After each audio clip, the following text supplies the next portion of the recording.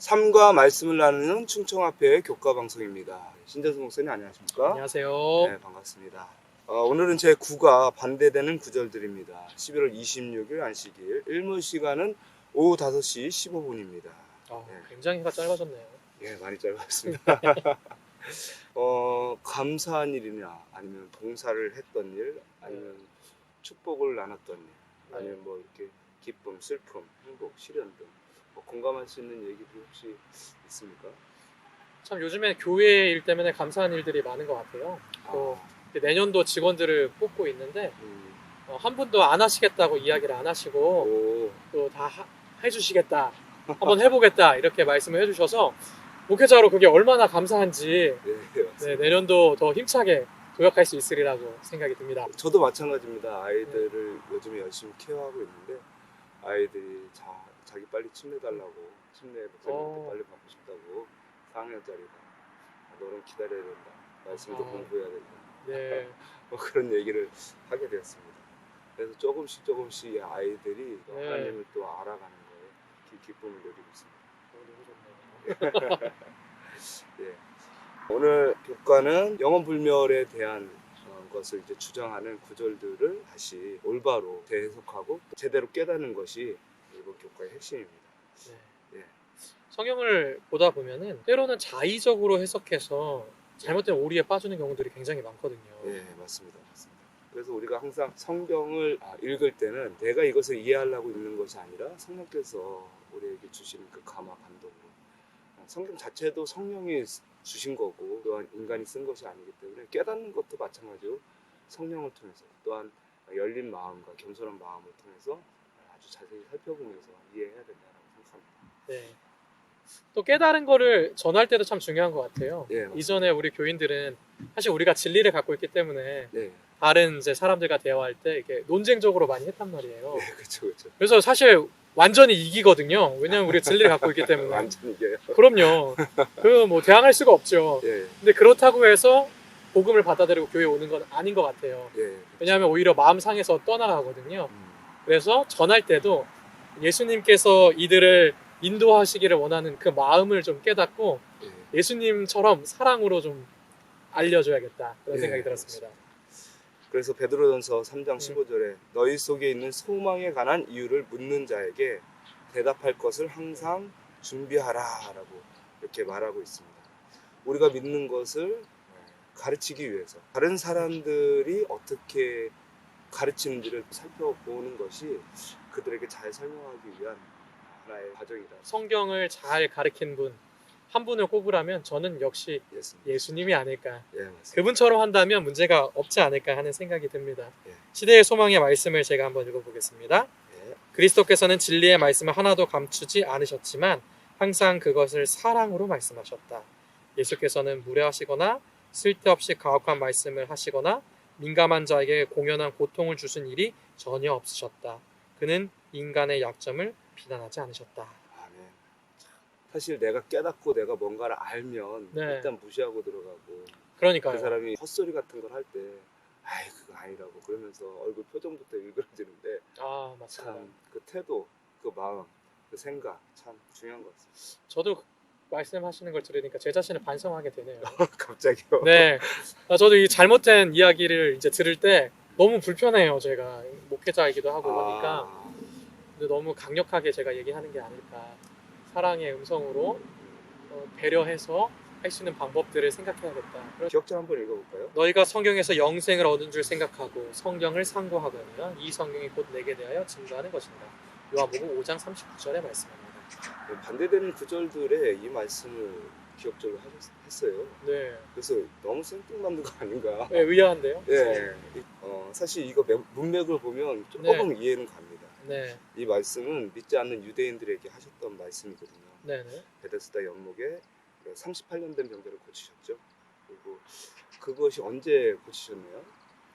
안식일이죠. 예, 안식일을 고쳤어요. 그래서 유대인들이 안식일에 병 고쳤다, 그리고 예수님께서 자기를 하나님과 동등되이 했다, 안식일에 아버지께서 일하니 자신도 일하신다라는 그 말씀을 듣고 사실 예수님을 죽이려고 했습니다. 네. 신성모독이다, 안식일을 범했다. 그래서 이 죽음에 대해서 얘기를 하신 거예요. 아버지께서 죽은 자를 살리신 것 같이 네. 아들에게도 살리실 권한이 있고, 네. 그리고 아들을 믿는 자는 영생을 얻었고 심판에 이르지 아니할 거고, 네. 아들의 음성을 듣는 자들은 반드시 살아날 것이다. 네. 심판하는 권세가 예수님에게 있기 때문에 주님의 음성을 듣는 사람 생명의 부활로, 심판의 부활로 나눠지게 될 것이다 라는 그런 말씀을 쭉 하시고 나서 네. 그들이 믿지 아니하는 것에 대해서 하신 말씀이거든요. 예. 유대인들은 진리이신 예수님을 거절했잖아요. 그렇죠. 그래서 영원한 멸망의 길로 갑니다.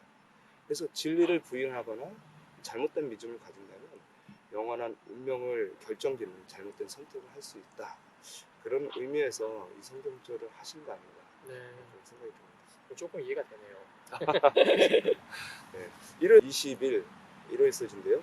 부자와 나사로. 네. 여기 누가복음 16장 19절부터 31절 이야기를 읽어보라고 하는데, 네. 사실 이 이야기는 뭐 아는 사람은 알지만 다 아는 이야기죠. 혹시 모르는 네. 사람이 있을까봐 잠깐 요약을 해보자면, 네. 부자가 날마다 호화로운 생활을 했죠. 거지는 어떻게 됐죠?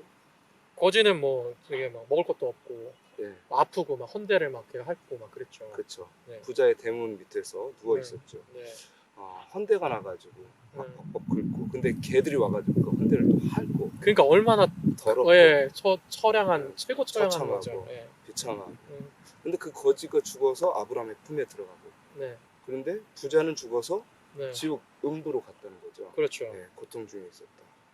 그런데 부자가 아브라함에게 부탁을 하는 거예요. 네. 나사로를 보내서 네. 물 한 모금만, 한 모금이 아니라 한 방울만, 한 방울만. 내 혀에다가 찍어달라고. 그러면 네. 제가 좀 낫겠다고. 네. 얼마나 그 불이 뜨거웠으면. 그렇죠. 네, 그렇게 했습니다. 근데 아브라함이 부자에게 말합니다. 너는 살아있을 때 좋은 것을 받았고 나사로는 고난 받았으니 지금 좋은 것을 받는 것이 공평하다. 그런 얘기를 한 것입니다.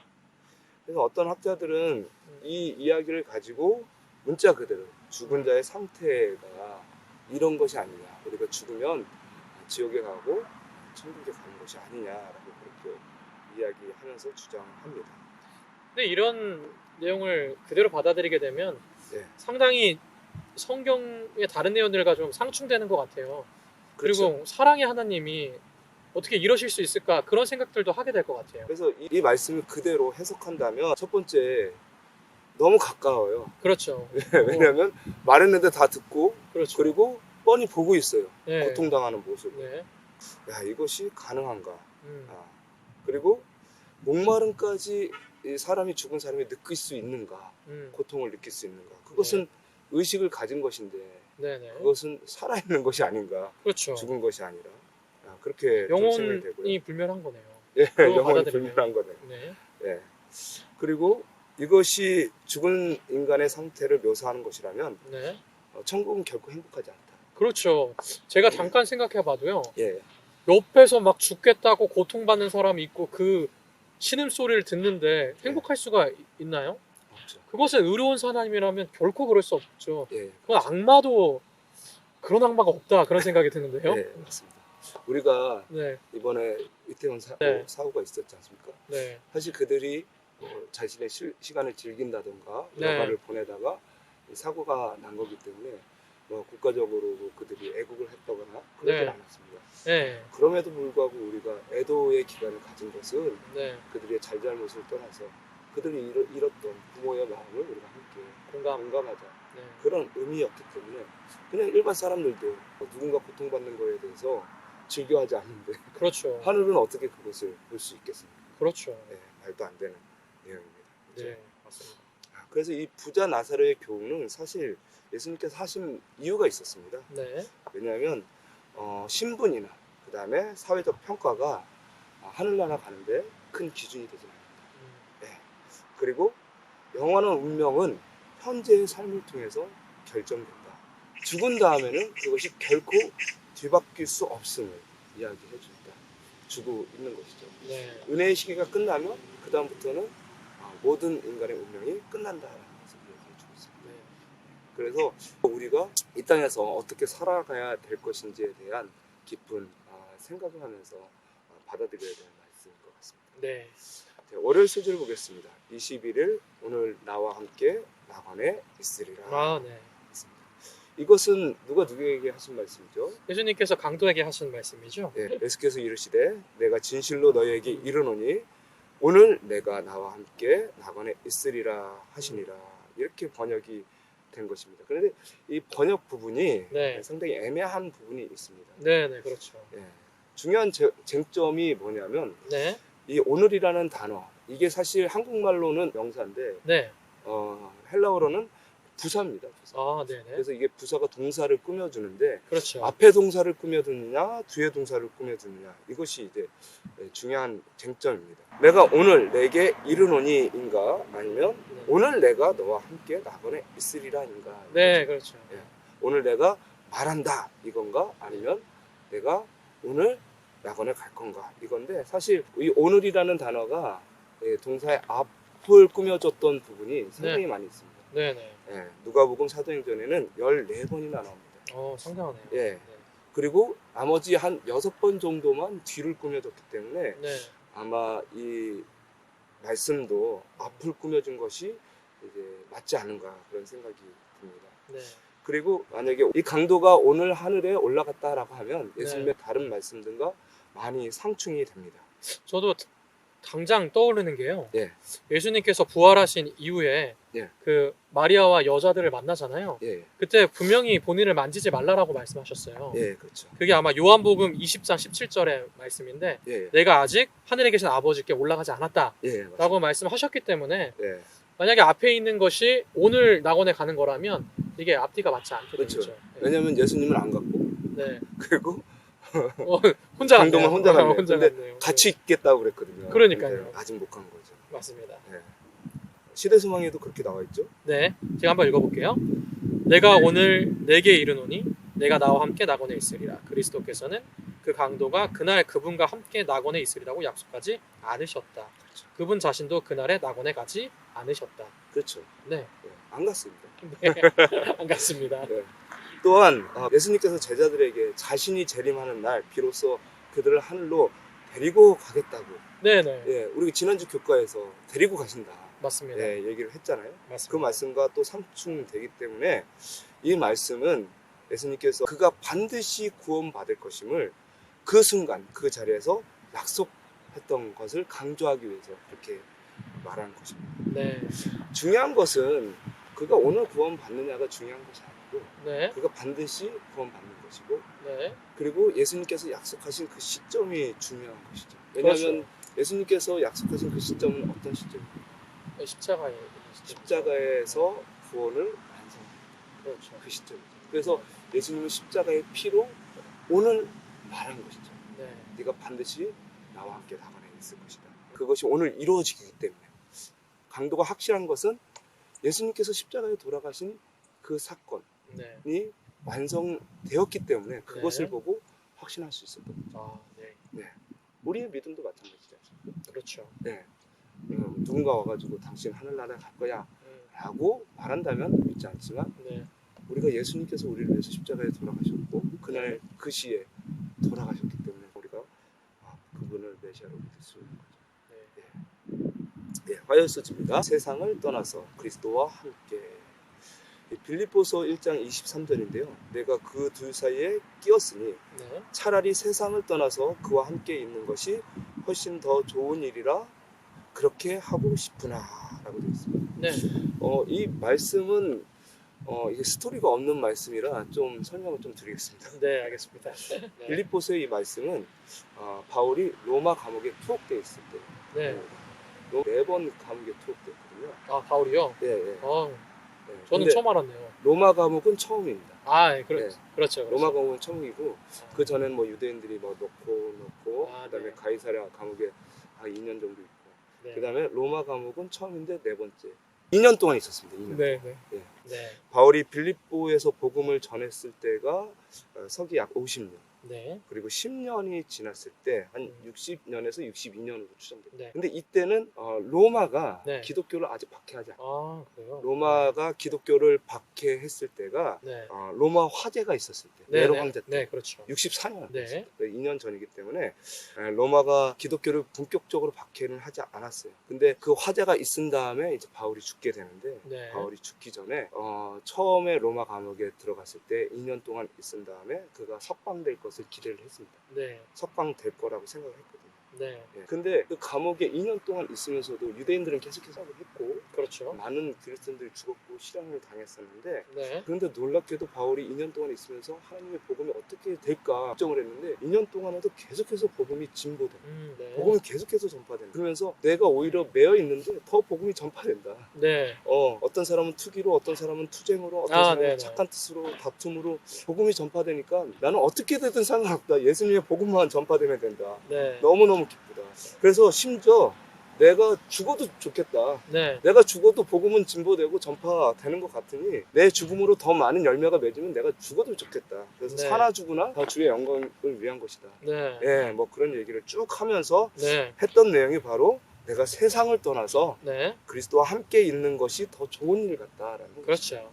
그러나 죽는 것보다 일단 빌립보 교인들에게는 바울이 있는 것이 유익하기 때문에 예수님께서 나를 석방해 주실 것 같다라고 이렇게 편지로 막 쓴 것이죠. 어떤 사람들이 이 세상을 떠나서 그리스도와 네. 함께 있고자 하늘에 있고자 한 이 바울의 소망을 네. 바울이 죽으면 곧 하늘에 올라간다라고 생각을 하는 경우가 있습니다. 맞습니다. 그런 것이 사실 네. 성경의 것과는 전혀 맞지가 않습니다. 그렇죠? 맞아요. 바울은 이미 성경 여러 군데를 통해서 죽은 자의 상태에 대해서 이야기하고 예. 네, 부활에 대해서 말을 했거든요. 예, 예. 그래서 데살로니가전서 4장 14절에도 예수 안에서 자는 자들이라고 죽은 자를 이야기하고요. 재림의 날 때에 그들을 깨우실 것이다라고 데살로니가전서에도 나오고 예, 예. 고린도전서에도 나오기 때문에 예, 예. 뭐 그것을 또 확인할 필요는 없는 것 같아요. 네, 맞습니다. 맞아요. 예. 하여간 바울이 그때 얘기했던 것은 그 복음의 진보 때문에 내가 죽어도 여한이 없다라는 그 의미가 그런 의미죠. 큰 맞습니다. 것이었어요. 예, 수요일 소지 보시겠습니다. 23일 옥에 있는 영들에게 선포하. 네. 예, 베드로전서 3장 13절에서 20절 말씀을 본문으로 하고 있는데요. 이 옥에 있는 영들에게 설교하셨던 예수님에 대해서 이야기를 하고 있는 것입니다. 아, 네. 네. 예, 근데 이제 옥에 있는이라는 표현은 문자 그대로 감옥이 아니라 네.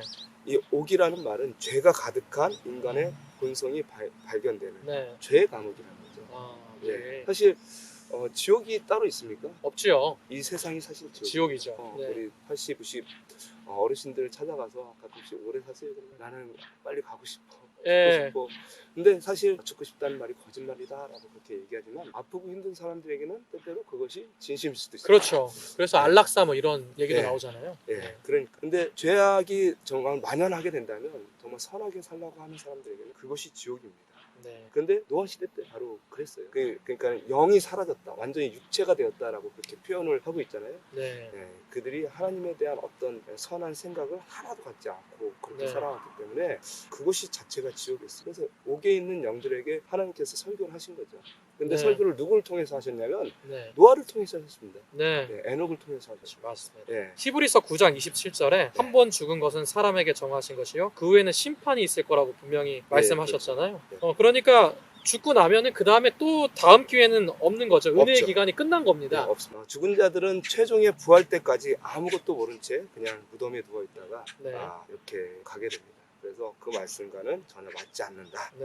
얘기하고 있습니다. 그런데 또 어떤 사람은 옥에 있는 영이 그게 아니라 타락한 천사다 이렇게 주장하는 사람들도 있거든요. 어떻게 봐야지 좋을까요? 네, 사실 옥에 있는 영들이 순종하지 아니하던 자들이라고 묘사가 되어 있기 때문에 네.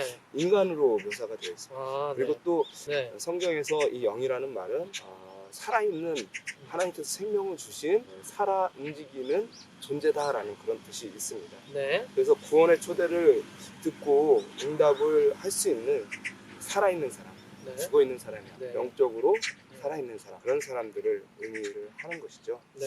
그래서 이 옥에 있는 영, 지옥 세상에서도 하나님의 영을 가지고 네. 하나님을 바라보고 있는 사람들이 여전히 하나님께서 이끄시고 계시고, 네. 혹시 타락으로 말미암아 희망이 없고 절망 중에 있는 사람에게도 희망을 가질 수 있도록 계속해서 하나님께서 그들을 부르신다는 의미이시죠. 하나님께서는 그들에게 120년의 은혜의 기간을 허락하시고 그 기간 동안 그들에게 무드셀라와 노아와 그 외에 많은 다른 종들을 통하여 설교하셨다. 그들이 이 신실한 증인들의 증언에 귀를 기울이고 회개하여 돌아와 충성하였더라면 하나님은 그들을 쓸어버리지 않으셨을 것이다. 아멘. 목요일 소지입니다. 24일 제단 아래 영혼들. 네. 이것은 이제 요한계시록 6장 9절에서 11절 말씀의 본문을 가지고 거기에 죽은 순교자들의 영혼들이 어떻게 제단 아래에서 큰 소리를 칠 수 있는가 네. 라고 하는 것입니다. 그래서 죽어있는 사람인데 큰 소리를 치니까 영혼이 올라가서 네. 기도하는 것이 아닌가 이렇게 생각하는 사람들이 있습니다. 네. 우리가 요한계시록 6장을 보면 그것이 성소에서 일어나는 일임을 우리가 네. 분명히 알 수가 있습니다. 네. 제단 아래에서 하나님께 원한을 갚아주시기를 외치고 있는 순교자들의 영혼들을 그 비유적으로 나타내는 것인데요. 읽어주세요. 제물들의 피가 제단 주변에 뿌려진 것 같이 순교자들이 하나님의 말씀과 예수의 증거에 끝까지 충성함으로 목숨을 잃었을 때 그들의 피가 하나님의 제단에 상징적으로 퍼졌다. 그 제단 아래에 있는 영혼들 또한 상징들이고요. 그리고 영혼들이라는 표현을 문자 그대로 받아들인다면 순교자들이 하늘에서 온전히 행복하지 않다는 결론을 낼 수밖에 없습니다. 그러니까요. 천국에 가야 되는데 그렇죠. 거기서 행복하게 하나님과 보내야지 왜 또 제단 와가지고 근데 사실 천국에 갔다는 게 이미 그들의 신호를 풀어준 거거든요. 예, 그렇죠. 네, 그래서 좀 이해되지가 않는 것 같아요. 저는. 맞지 않는다. 네. 예. 여전히 원한을 갚아주실 것이 있습니다. 그리고 예수님의 공의가 분명히 실현될 것이 있기 때문에 우리가 그것을 상징적으로 소망 안에서 바라봐야 되는 것입니다. 네. 믿음을 가진 사람들이 지금은 좀 고통스럽게 정말 제단 안에 있는 영혼처럼 부르짖지만 이 요한계시록 4장 5장에 보면 주님께서 왕이십니다. 네. 다윗의 보좌에 그 왕위를 이어서 이 지구의 주관자가 되셨기 때문에 온전한 정의가 실현될 것을 바라봄으로 소망을 가졌으면 했습니다. 아멘. 교회 증언 5권 213페이지를 읽어주시겠습니다. 초기의 그리스도인들이 산과 광야로 추방되었을 때 지하 감옥에 들어가 기아와 추위와 고문으로 죽게 되었을 때 순교만이 그들의 고통에서 벗어나는 유일한 길인 것처럼 보였을 때 그들은 그들을 위하여 십자가에 달리신 그리스도를 위하여 고난받기에 합당한 자로 인정받는 것을 기뻐했다. 그들의 귀중한 무고는 이전에 결코 없었던 환난의 때를 당하게 될 하나님의 백성에게 위로와 용기가 될 것이다. 아멘. 우리가 하나님의 말씀을 제대로 이해하지 못하고 자의적으로 해석할 때가 있습니다. 수많은 오해와 잘못된 교리가 생겨날 수 있음을 우리가 다시 한번 깨닫습니다. 진리의 말씀을 올바르게 이해할 수 있도록 성령을 통해서 그 말씀을 깨닫게 되기를 바랍니다. 감사합니다. 묵상으로 교과 방송을 마치겠습니다.